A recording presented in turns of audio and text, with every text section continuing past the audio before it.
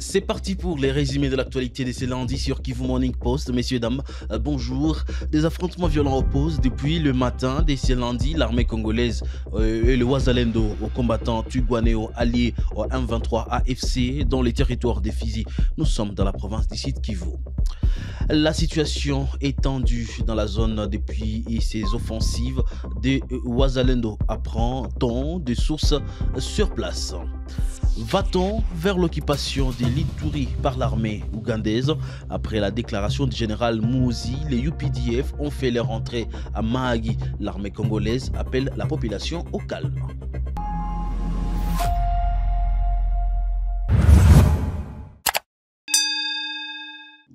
Messieurs, dames, bonjour. Tous les jours, l'essentiel de l'actualité sur Kivu Morning Post. Vous êtes nouveau sur la chaîne.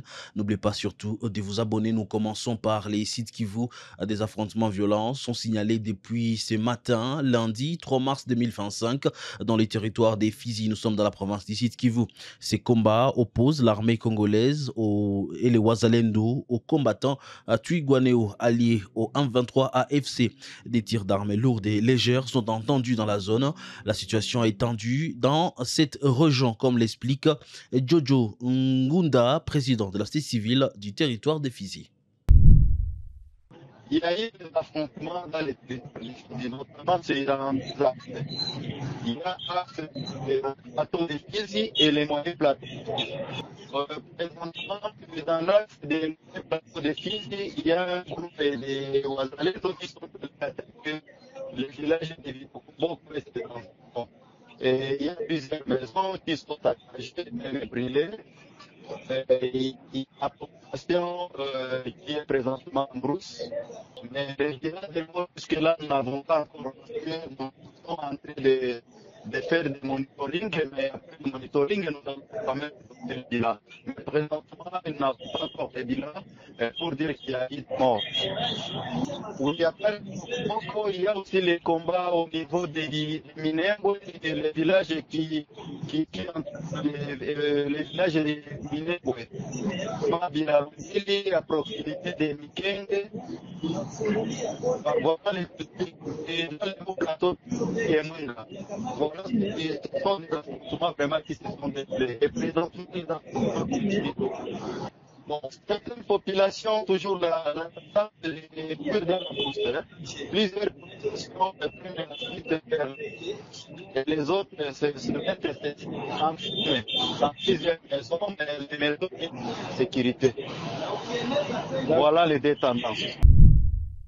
Une offensive confirmée par un porte-parole de Wazalendo dans les territoires des Fizi qui parle de plusieurs attaques qui ont visé des positions de Twirwaneho. Oui, bonjour Mukubwa. Effectivement, il y a des avancées, il y a plusieurs localités qui viennent d'être attaquées dans les avant-midi. Il y a la localité de Bilalombili, la localité de Kawera, la localité de Kivumu, la localité de Kijombo, Irumba, de Natulonge, la localité de Mugorore. Toutes ces localités-là sont attaquées. Et ce sont des localités qui environnent Minembwe. Donc, les Wazalendo veulent à tout prix plutôt, pour reconquérir Minembwe. Donc, récupérer Minembwe à tout prix. Voilà. La situation est redevenue calme dans la ville de Bukavu après une incursion ce matin du lundi 3 mars 2025. L'incursion a eu lieu au camp TV dans la commune de Kadutu. L'attaque a été maîtrisée et repoussée selon la société civile locale. Suivez. Est-ce qu'il y avait tentative, si on veut le dire? Il y a eu peut-être 5, on a vu sur la vidéo, si 5 plus jeunes avaient des armes qui se sont manifestés et ils ont disparu automatiquement. Donc les activités ont repris, tout est à la normale. Nous apprenons que les écoles ont fermé et que les transports en commun ne fonctionnent pas. Est-ce que c'est vrai? Le porte-parole adjoint de l'Alliance des forces du changement AFC 123, Oscar Balinda, a annoncé l'arrestation de 20 militaires de forces démocratiques de libération du Rwanda FDLR.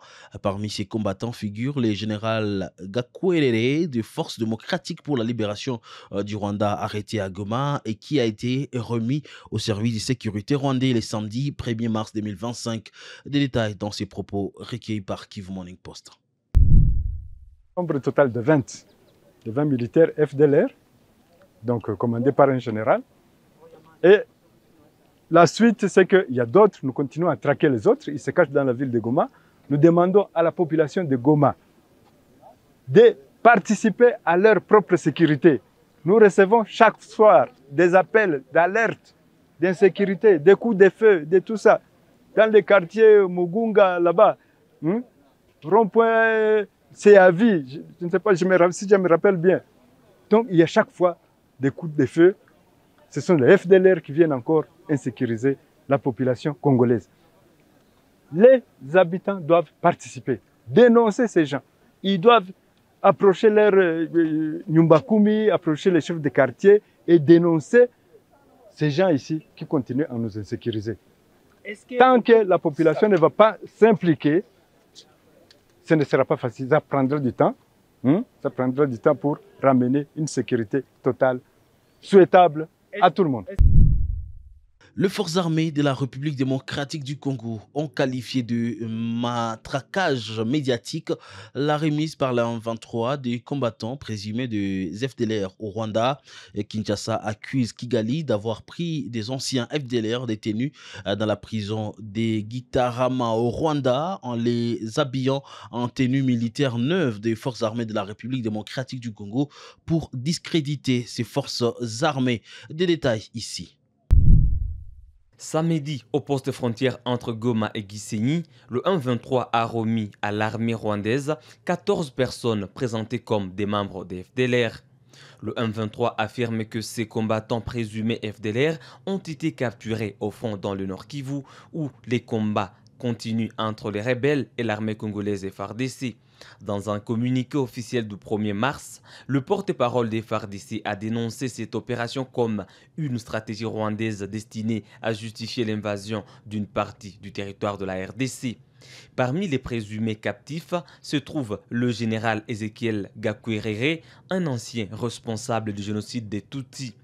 L'armée congolaise a également accusé l'armée rwandaise d'exécution sommaire des militaires congolais blessés dans un hôpital à Goma, qualifiant ces actes de crimes de guerre. La présence des FDLR dans l'est de la RDC, fondée par d'anciens responsables hutus rwandais, est souvent à la base des tensions entre Kinshasa et Kigali, accusés par l'ONU de soutenir le 1-23 qui contrôle des territoires dans l'est de la RDC. L'Union africaine prend une nouvelle initiative diplomatique pour tenter de mettre fin à la guerre qui ravage l'est de la République démocratique du Congo. Des affrontements sanglants opposent les 1-23 aux forces armées de la République démocratique du Congo. Face à l'escalade de la violence, l'Union africaine a déployé Adam, un expert chevronné en matière de paix et de sécurité, dans l'espoir de trouver une solution durable à la crise. Faustine Binja. Cadre de sa mission en RDC, Adama Dieng a exhorté le président congolais Félix-Antoine Tshisekedi à accepter un dialogue direct avec les rebelles du M23. Selon l'envoyé spécial de l'Union africaine, ce dialogue est crucial pour éviter une propagation des violences et prévenir une déstabilisation plus grave de la région des Grands Lacs. Félix-Antoine Tshisekedi doit accepter de dialoguer directement avec le M23, a déclaré Adama Dieng, soulignant que la poursuite des combats risque d'aggraver la situation en RDC et de déstabiliser le pays voisin. L'Union africaine, consciente des risques d'une guerre régionale, mise sur la diplomatie pour éviter que les conflits ne se propagent au-delà des frontières congolaises. Cependant, le président Tshisekedi semble inflexible. Il refuse de négocier directement avec les M23, insistant sur le fait que tout dialogue ne pourrait se faire qu'en présence du Rwanda, qu'il considère comme le principal soutien des rebelles. Pour Tshisekedi, le conflit n'est pas uniquement une affaire interne de la RDC, mais un problème régional dans lequel le Rwanda joue un rôle clé. Il conditionne ainsi toute négociation à l'inclusion du Rwanda, compliquant davantage la situation. De son côté, le président rwandais Paul Kagame rejette fermement les accusations de Kinshasa. Selon lui, le conflit en RDC est purement congolais et ne concerne pas son pays. Il refuse toute implication et toute discussion avec le gouvernement congolais, insistant sur le fait que la crise en RDC est intense et qu'aucune ingérence extérieure n'est à l'origine des affrontements. Cette position porte un coup supplémentaire aux espoirs de dialogue et fait obstacle à une éventuelle solution négociée. Les conséquences de ces conflits sont dramatiques. Depuis le début des affrontements, plus de 4000 personnes ont perdu la vie et des milliers d'autres ont été blessées dans des conditions souvent atroces. Les Nations Unies estiment que plus de 20 000 personnes ont fui vers le pays voisin, tandis qu'environ 20 000 autres se sont déplacés à l'intérieur de la RDC. La situation humanitaire se dégrade rapidement avec des civils pris au piège dans les zones des combats, privés d'accès à la nourriture, aux soins de santé et à la sécurité.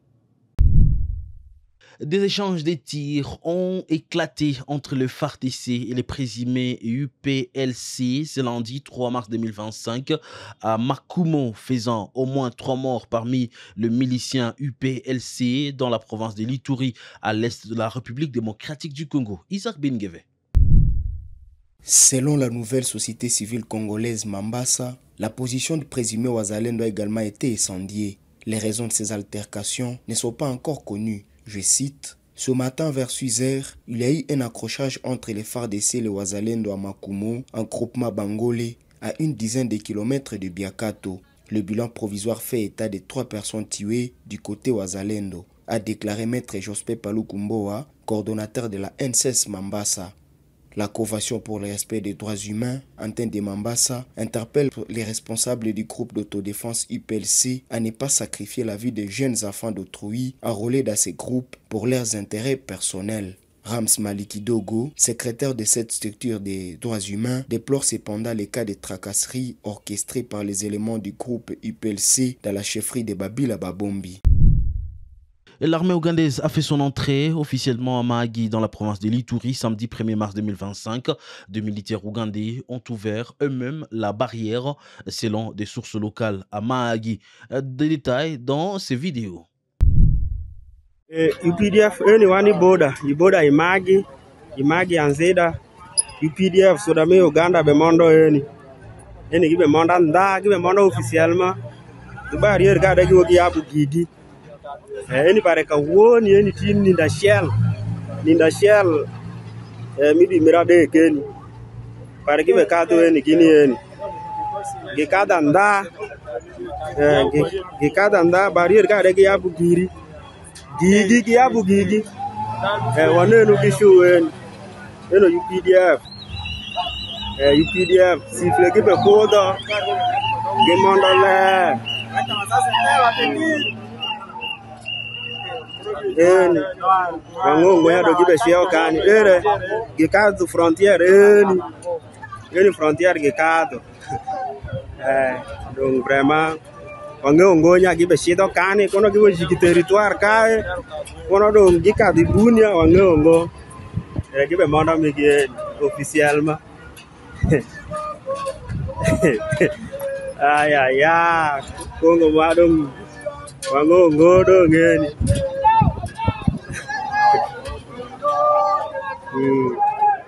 PDF mondo eni PDF mondo